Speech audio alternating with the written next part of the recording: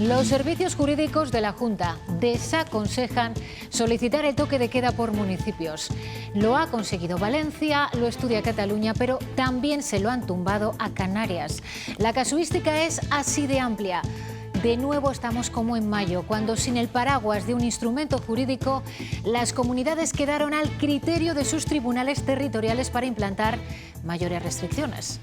Por cierto, hoy superamos los 2.000 positivos.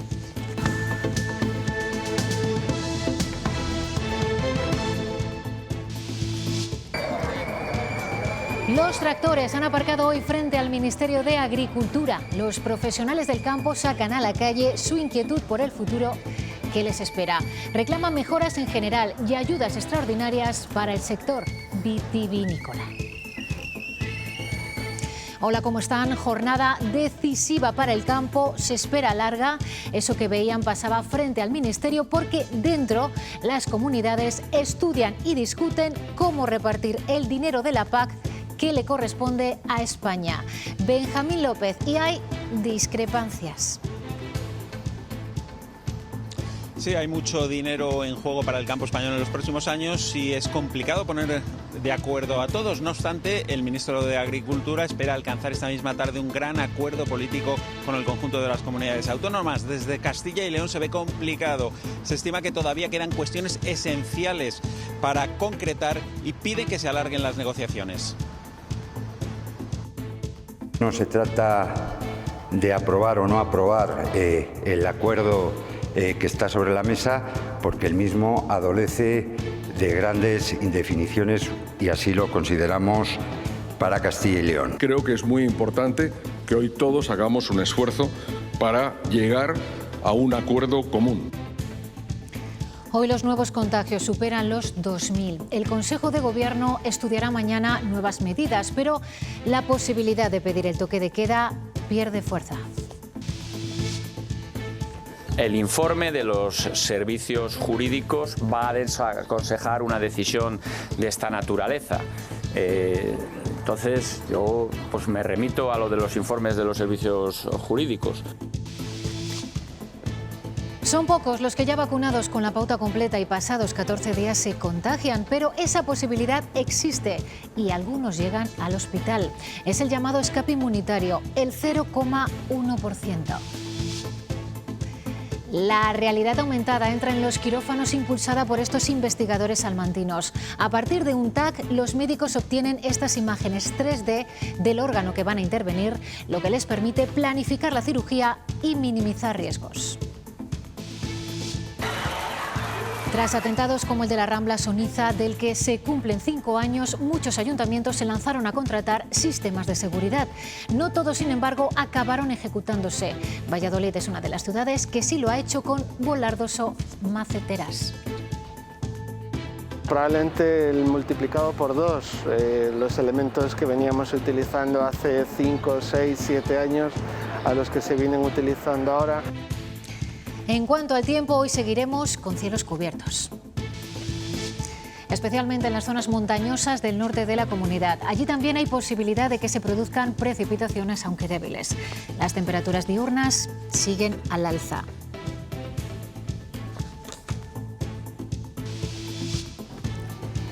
Y es la oscuridad más luminosa, uno de los mayores atractivos de la provincia de Ávila, y estos guías se forman en eso, en turismo estelar.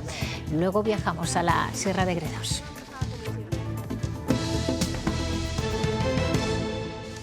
El Consejo de Gobierno de la Junta estudiará mañana nuevas medidas para frenar los contagios y puede que tome decisiones, pero puede que no.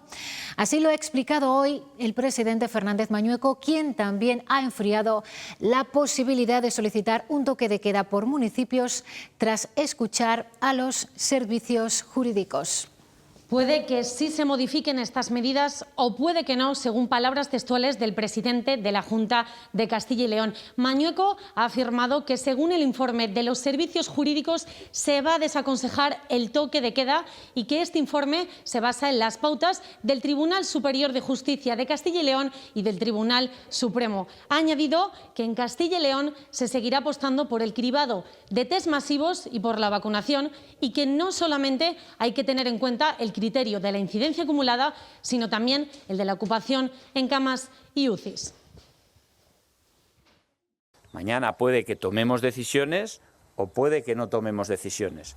Lo que sí vamos a hacer es analizar el informe que he solicitado a petición de la consejera de Sanidad, el informe de los servicios jurídicos. Creo que después de la conversación que he tenido con el director de los servicios jurídicos esta mañana, largo y tendido, ese informe va a desaconsejar que podamos solicitar el toque de queda.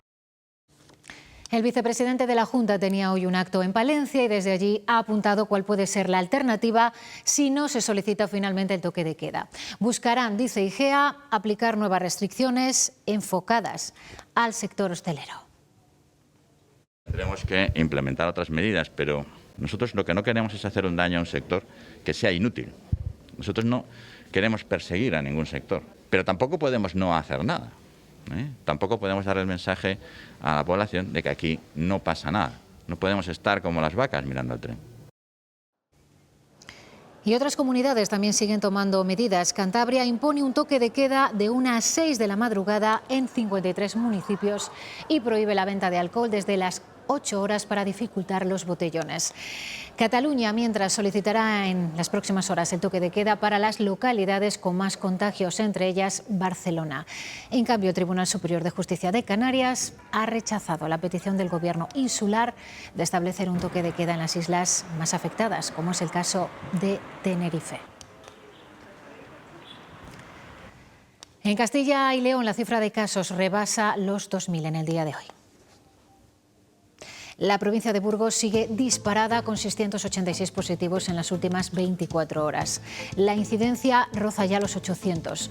Una persona ha fallecido en las últimas horas y también en Burgos. Las vacunas nos protegen, pero no son un escudo infalible. Con pauta completa tenemos mínima gente ingresada, con primera dosis tenemos algunos y luego algunos evidentemente que por su edad todavía no habían recibido la vacuna. 45 contagiados de COVID están ingresados en el Hospital de León y la mitad tenía las 2 dosis. Más de un 10% estaba a la espera del segundo pinchazo cuando contrajo el virus y este patrón se repite por toda la comunidad. Así como al principio, con las primeras oleadas, con una dosis probablemente era suficiente para adquirir inmunidad, ahora hacen falta las 2 dosis. Se están contagiando personas con una dosis sola, que todavía no les ha dado tiempo a recibir la segunda.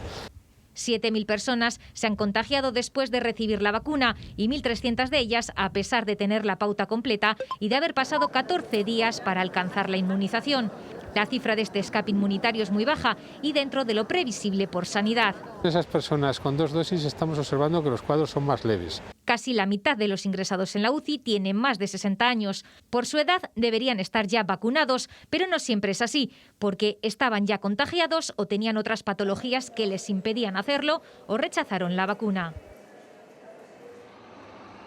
De la variante Delta del COVID se sabe que es hasta un 60% más contagiosa que la británica y ahora se empiezan a observar otras diferencias. Los síntomas son distintos, moqueo y dolor de cabeza y garganta sin tos son los principales. A los médicos no les sorprende, con la gripe, por ejemplo, ocurre lo mismo. No me sorprende que los síntomas puedan variar entre un tipo de coronavirus y otras variantes, ¿no? Eso es lo que estamos acostumbrados a ver, es importante saberlo para conocer en qué casos hay que hacer las pruebas diagnósticas y sospecharlo.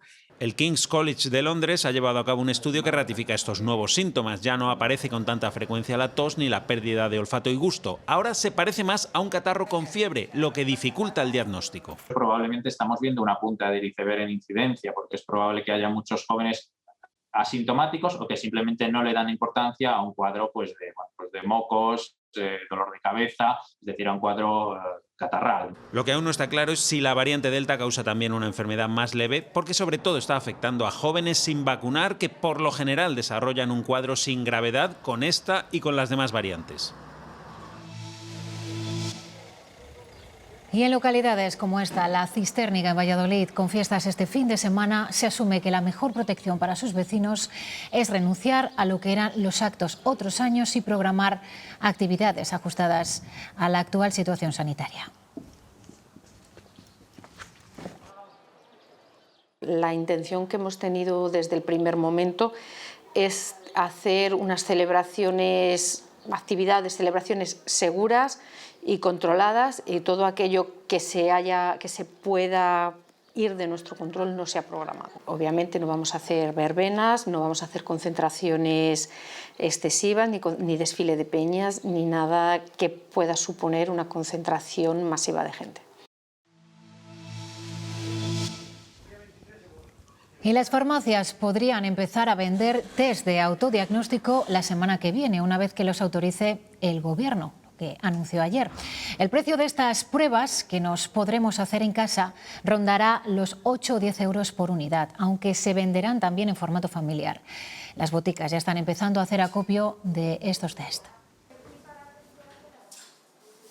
Estamos ya intentándonos hacer con esas pruebas. Nosotros tenemos hecho un pedido, tiene que estar al llegar hoy o mañana, y a ver qué pasa, si nos dan autorización a venderlo sin receta o no, que es lo que estamos ahora pendientes de ello.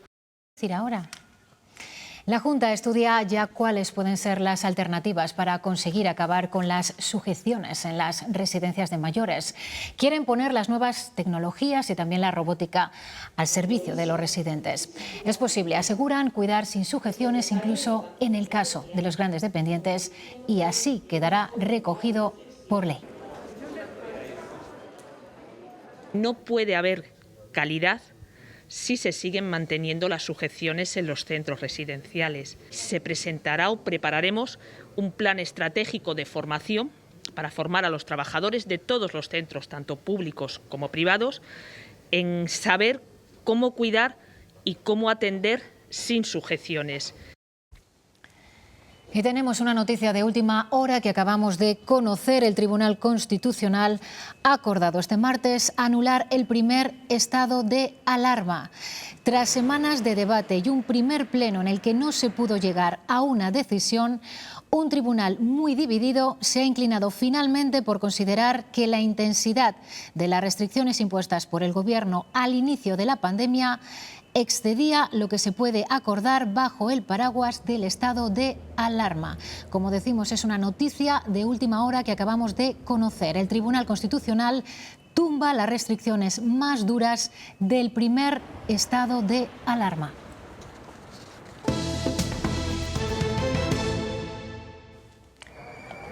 El futuro de la PAC para Castilla y León y para el resto de España se decide hoy en el Ministerio de Agricultura, en la reunión de la conferencia sectorial, y a las puertas, como ven, varias decenas de agricultores de la Unión de Uniones que se han manifestado con una tractorada. Reclaman sobre todo que las ayudas vayan a parar a los agricultores profesionales, que para ellos son los que obtienen como mínimo un 25% de los ingresos totales de su actividad agraria. O redirigimos esas ayudas a los que verdaderamente vivimos en el campo, o lo vamos a tener muy complicado, porque un tercio de nuestros ingresos dependen de las ayudas de PAC. Si no fortalecemos ese colchón que tenemos de las ayudas PAC, los verdaderos profesionales lo vamos a pasar francamente mal. Regresamos en directo al Ministerio de Agricultura para ver cómo van esas negociaciones en las que participan todas las comunidades autónomas. Benjamín López. Pues se espera que estas negociaciones sean largas, que se prolonguen durante la tarde y complicadas. Cada comunidad defiende su propio modelo de PAC, defiende sus intereses y es complicado poner de acuerdo a todos. No obstante, el ministro sí confía en alcanzar hoy un gran acuerdo político, a partir del cual luego discutir los aspectos técnicos y diseñar un plan estratégico nacional con el que acudir a Bruselas antes del 31 de diciembre. Desde Castilla y León se ve muy prematuro todavía ese acuerdo político. Se pide que se prolonguen las negociaciones todavía un poco más porque quedan aspectos fundamentales para el campo de nuestra comunidad por concretar.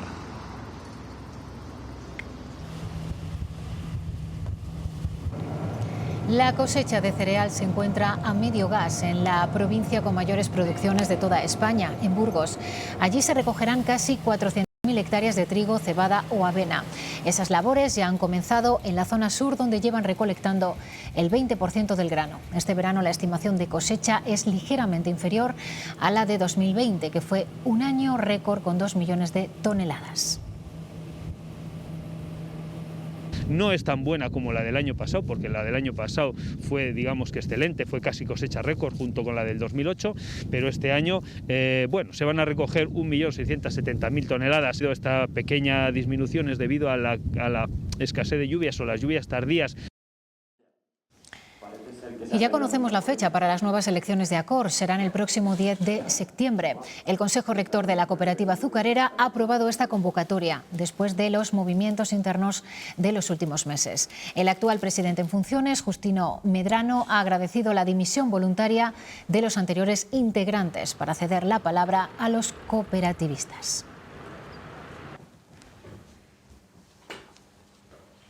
La despoblación se combate con trabajadores esenciales y oficios tradicionales. Es la conclusión a la que están llegando los que empresa a empresa recorren el terreno para saber qué empleo se demanda de verdad. Son los prospectores laborales. Hoy hemos hablado con ellos. Ellos son los encargados de visitar cada zona rural de Castilla y León. Han descubierto que sí hay empleo, pero no el que buscamos. Nos hablan mucho de despoblación, de falta de relevo generacional, aluden constantemente a ello. Esa dificultad en el relevo generacional de algunos oficios tradicionales. Hace medio año que un centenar de prospectores conoce de primera mano las necesidades de las empresas para contratar personal. La clave está en los trabajos de toda la vida. Los oficios tradicionales de albañilería, en la industria agroalimentaria. Queremos ser todos ingenieros aeronáuticos y bueno, todo el mercado tiene un cupo en todas las ocupaciones. Cerca de 40.000 empresas de la comunidad han recibido ya la visita de un prospector. Estamos teniendo un mapa real, de la situación real, de lo que podemos necesitar al futuro, de lo que pueden necesitar las empresas. La confusión abunda entre los jóvenes que optan siempre por los mismos estudios. A lo mejor tienen una vocación de ser fontanero y creen que es un desprestigio y que no van a encontrar salida. Y sí. En estos 6 meses de proyecto se han ofertado 1 millar de empleos acordes a las necesidades del momento.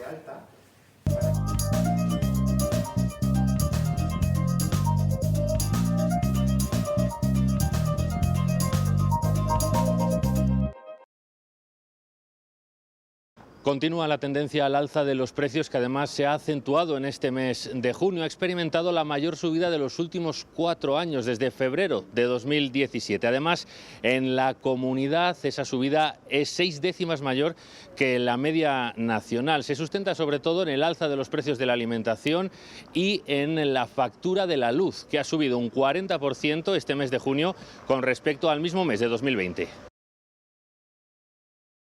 Yo creo que sí, porque yo pagaba 10 y tantos y ahora 20 y muchos. O sea, las subidas son de 10 o 12 euros. Que sí se ha notado, claro que se ha notado. Creo que sí se ha notado. No sé dónde vamos a ir a parar a este paso. Hombre, yo creo que no va a llegar a tanto, ¿no?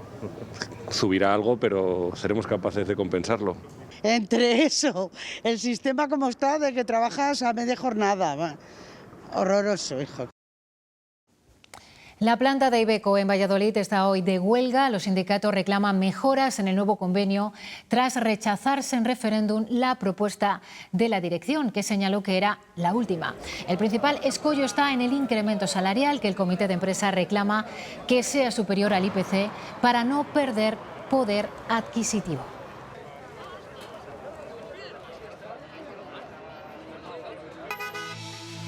Lo que tenemos es que seguir centrándonos en la incorporación de los trabajadores y siendo esa la prioridad, no es el momento de tomar decisiones que puedan cambiar, digamos, el marco en el que se está produciendo este flujo, ver cómo está evolucionando el mercado y si eso nos permite retomar esa senda que tiene un objetivo claro, 60% del salario mínimo en el curso de la legislatura.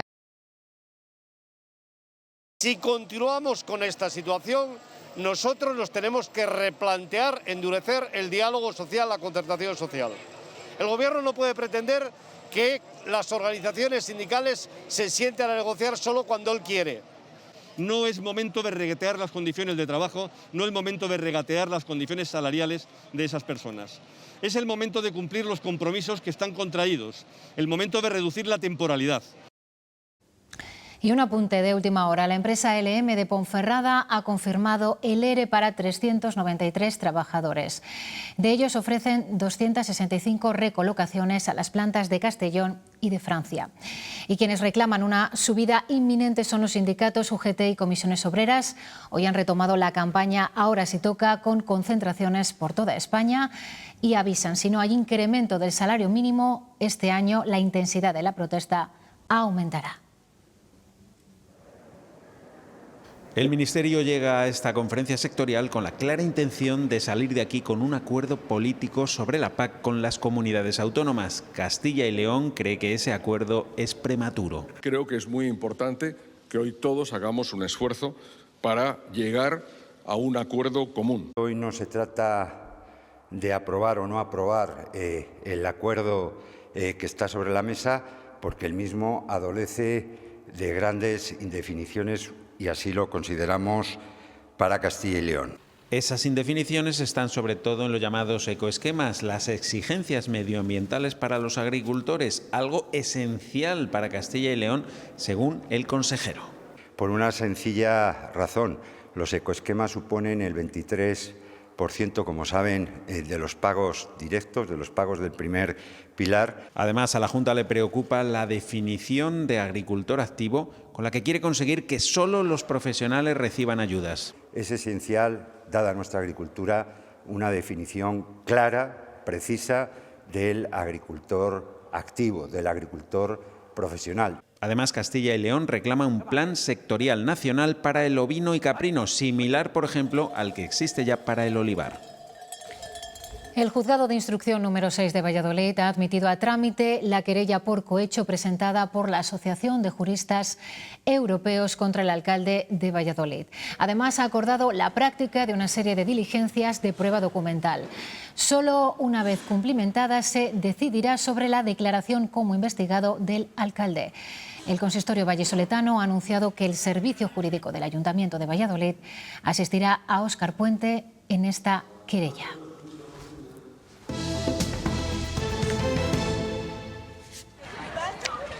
Hoy se cumplen 5 años de estas imágenes. El ataque terrorista que mató en Niza a 84 personas e hirió a otras 200. Fue un 14 de julio de 2016, cuando un tunecino residente en el país embistió a la multitud con un camión. El atacante fue abatido por la policía. Desde entonces, desde aquel 2016, los ayuntamientos de las grandes ciudades empezaron a reforzar la seguridad de sus principales calles con volardos, maceteros o con bloques de hormigón. Pero han pasado los años y aunque seguimos en alerta 4, dicen los expertos, las medidas de protección antiterrorista ya no son una prioridad. Niza, Berlín, Barcelona, Londres o Estocolmo. Atentados terroristas con atropellos que ha sufrido Europa en los últimos años. Se veía con toda claridad que existía un punto débil, un punto de riesgo de incidencia, como así lamentablemente ha sido. Ante el temor de sufrir otro ataque terrorista, las ciudades se armaron con volardos, bancos de piedra o bloques de hormigón. En el momento que hubo los atentados, pues se puso una sobrealarma. Probablemente el multiplicado por 2, los elementos que veníamos utilizando hace 5, 6, 7 años. En ciudades como Valladolid se prueban elementos nuevos, como este macetero con valla de seguridad incluida. Protegen enormemente a la población. Lamentar las cosas es mucho peor. El sector de la seguridad vio incrementada su demanda. Los proyectos crecieron, pero muchos se quedaron en el aire. Que en su momento hubo una demanda de presupuestos, muchos no llegaron a ponerlo en marcha por tema de presupuesto, por supuesto. Seguimos en nivel de alerta 4 o lo que es lo mismo, riesgo alto. Por eso los expertos recomiendan recuperar la instalación de elementos como este, capaces de parar un camión de 6 toneladas a 50 kilómetros por hora. La Comisión de Investigación de Adjudicación de Parques Eólicos tenía hoy 2 comparecientes de calado, pero ninguno se ha presentado. El presidente de Iberdrola, Ignacio Sánchez Galán, ha excusado su presencia por agenda y el secretario de Economía del PP, Vicente Martínez Pujalte, ha alegado que no se lo comunicaron debidamente. Sí ha comparecido el portavoz del Partido Popular en las Cortes, Raúl de la Hoz. Ya está demostrado en el procedimiento que no hay ni 120, ni 100, ni 50, ni 10. que no hay. Sencillamente comisiones, como repito, señala ese auto. Entonces dice, no, nosotros no queremos hacer un circo mediático, queremos saber la verdad. ¿Y qué hago yo aquí? Un ejercicio de fariseísmo político indecente, cuyo único objetivo es ocultar y tapar la corrupción del Partido Popular, de lo que son extraordinariamente expertos. El presidente de la Junta de Castilla y León ha insistido hoy en que para que la recuperación económica se convierta en realidad, los fondos europeos tienen que llegar a la España de interior, a la España despoblada, y que deben servir para avanzar en un nuevo modelo de progreso, corregir inercias, cambiar tendencias y afrontar la despoblación. Lo ha dicho en el curso Prensa y Poder del Colegio San Gabriel, donde también se ha referido al plan de automoción aprobado ayer por el Consejo de Ministros. Apuesta por el vehículo eléctrico, claramente a la industria de automoción de España y en concreto a la industria de automoción de Castilla y León la perjudica, porque estamos apostando en la industria de automoción de Castilla y León por los vehículos electrificados, por los vehículos híbridos, porque haya una transición en este modelo de movilidad. También ha habido esta mañana comparecencia en la comisión que estudia el uso de los fondos de los planes del carbón. El exdirector de Energía y Minas asegura que muchos proyectos se quedaron parados por la crisis, pero defiende la ejecución de obras importantes en carreteras o en abastecimiento y menos éxito en los proyectos empresariales.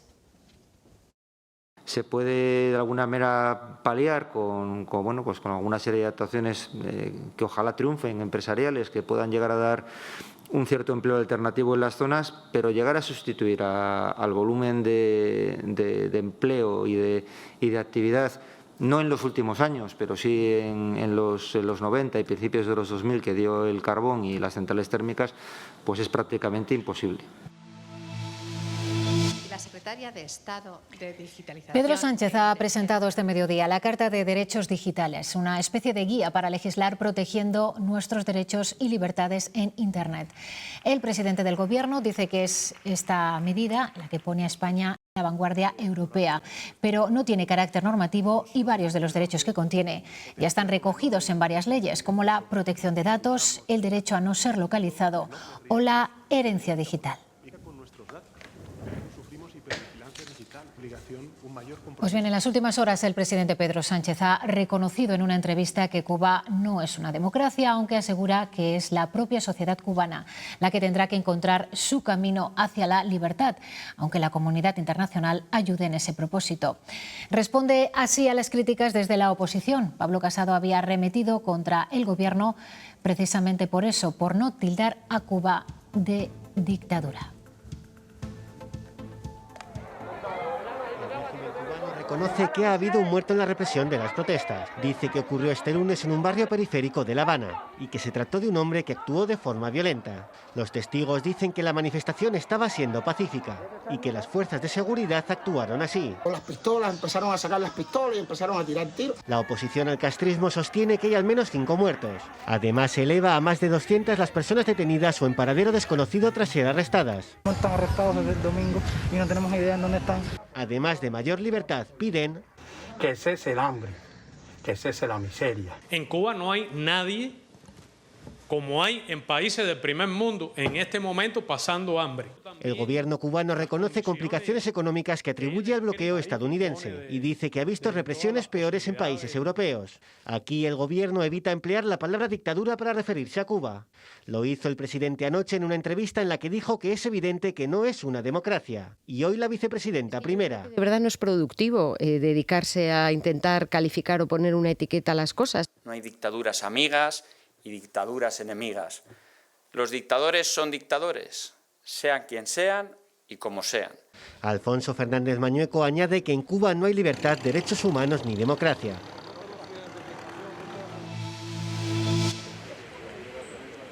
Es el primer acto oficial en solitario de las hijas de Felipe VI y doña Leticia. Este mediodía, la princesa Leonor y la infanta Sofía han participado en el programa Un árbol por Europa, en el Hayedo del Montejo, en el norte de la Comunidad de Madrid.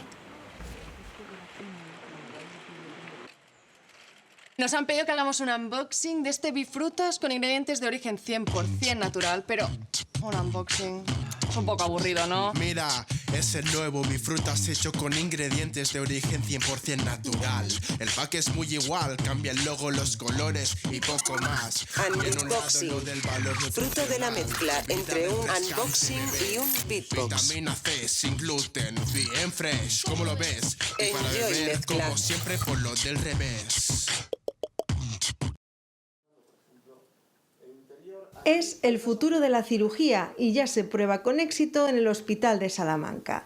Se trata de una nueva solución que a través de las imágenes de un TAC convencional permite segmentar la zona, esto es, diferenciar automáticamente el órgano donde se va a intervenir. Hasta ahora el proceso era muy complejo y solo se hacía en casos excepcionales. No hemos hecho una plataforma para un caso concreto, hemos hecho una plataforma industrializada para que se pueda usar en el día a día de los hospitales, para que puedas subir lo que se llama el archivo DAI con el resultado del TAC a nuestra plataforma y a los minutos los profesionales médicos puedan estar ya viendo ese pulmón o ese corazón encima de la mesa con realidad aumentada. De forma que pueda planificar la operación minimizando riesgos. Hacer lo que llamamos un estudio prequirúrgico, es decir, planificar cómo vamos a hacer la cirugía en un entorno totalmente inmersivo como es el de la realidad virtual. Eliminar los imprevistos supone una gran esperanza. Poder salvar vidas, poder evitar errores a través de una mejor planificación quirúrgica y un mejor entendimiento de los resultados radiológicos. La empresa trabaja en extender la plataforma de la cirugía torácica al resto del cuerpo y también ha iniciado los primeros pasos para una comercialización a gran escala que podría generar en pocos años 400 empleos directos en esta empresa salmantina. Hoy se cumplen 10 años desde la apertura del Museo Nacional de la Energía en Ponferrada. En esta década han pasado ya casi 200.000 visitantes que han podido comprobar cómo fue la primera central térmica de Endesa en España y cómo ha sido recuperada como espacio de la memoria social e industrial de las comarcas del Bierzo y de la Ciana. Queda abierto el Museo Nacional de la Energía. Ha pasado una década desde el 14 de julio de 2011 en el que la emoción llenó el espacio de la antigua central al abrir sus puertas al público como museo, con el objeto de dar a conocer, preservar y divulgar el patrimonio industrial y la memoria de las gentes del Bierzo y la Ciana. 10 años y casi 200.000 visitas con muchas anécdotas. De modo anecdótico te diría que incluso en su momento el director general de Patrimonio del Gobierno vasco me decía: Arsenio, ¿cómo me gustaría poder tener capacidad para llevármelo y ponerlo en algún territorio de nuestra comunidad, ¿no? Es decir, es un referente de verdad, como te decía, Europa lo ha premiado como tal, es un referente y por lo tanto tenemos que valorarlo nosotros para que luego lo valoren los demás. El futuro pasa por reforzar el posicionamiento como enclave destacado del patrimonio industrial español, una intensa labor educativa y didáctica, programaciones culturales y actividades relacionadas con la ciencia. Y volvemos sobre una de las noticias más destacadas de esta jornada y que hemos conocido en directo durante este informativo. El Tribunal Constitucional ha acordado este martes anular el primer estado de alarma. Tras semanas de debate y un primer pleno en el que no se pudo llegar a una decisión, un tribunal muy dividido se ha inclinado finalmente por considerar que la intensidad de las restricciones impuestas por el Gobierno de España al inicio de la pandemia excedía lo que se puede acordar bajo el paraguas del estado de alarma. Una noticia que se la ampliaremos en nuestro informativo de las 8:30 y a punto ya de despedirnos tenemos todavía una imagen espectacular que mostrarles. En noviembre pasado, la Sierra de Gredos recibía la certificación de reserva Starlight, un sello que garantiza la excelencia de sus cielos oscuros. Pero para garantizar un astroturismo de calidad y sostenible es necesario contar con personas formadas. Por eso en Ávila estos días se forman monitores astronómicos. Para disfrutar de los objetos estelares no basta con mirar por un telescopio. Hay que tener cerca a quien te instruya y te guíe. Por eso la Fundación Starlight está formando a una treintena de monitores para que enseñen uno de los recursos más valiosos de la provincia de Ávila, sus cielos oscuros. Cae la noche en Ávila, la mejor compañera del monitor astronómico. ¿La polar en qué estaría? En la constelación de la Osa Menor, que la tenéis ahí. Miriam hace años estuvo al otro lado, cuando recibió su formación. Ahora es ella la profesora de monitores Starlight. Cuando nos fuimos a Canarias éramos unos pocos locos yéndonos a Canarias a hablar de un recurso que en la zona estaba poco explotado, pero no era como está ahora, más asentado. Tan importante como un conocimiento riguroso de la astronomía. Son dos, ¿no? Son dos, y tenéis que fijaros en los colores. Es saber transmitirla con pasión. No solo la interpretación y lectura del cielo, de las constelaciones, sino saber por qué esa estrella roja, por qué, qué son los agujeros negros, qué son los púlsar, saber cómo se forman las galaxias. Por eso en este curso se combinan las clases de doctores en astrofísica con profesionales del astroturismo. ¿Cómo vamos a enganchar a alguna gente, por ejemplo, a través del storytelling de las constelaciones? Cómo el telescopio es un recurso muy importante que hay que utilizar, pero también sabiendo lo que vamos a hacer, o sea, frenando un poco las expectativas, sabiendo que cuando miramos por el telescopio no vamos a ver las imágenes del Hubble. Estos 30 monitores astronómicos reciben un testigo muy importante, el de los sabios que desde hace milenios han señalado con el dedo al cielo para mostrar la infinidad del espacio.